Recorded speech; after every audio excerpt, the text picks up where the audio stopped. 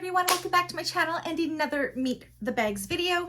Today I am super excited, as I always am, to introduce you to the Itty Bitty Bowler Bag by Sew Yours.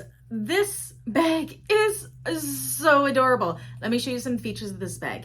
So it is absolutely wonderful for showing off any kind of feature fabric you want, like I did here. On the front here, you have a slip pocket. On the back, you have a zipper pocket. You can see she's a very small bag.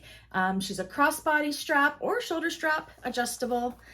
And when you open it up, it has card slots on one side. I added in a slip pocket as well. This is not part of the pattern. It's just something I added into it.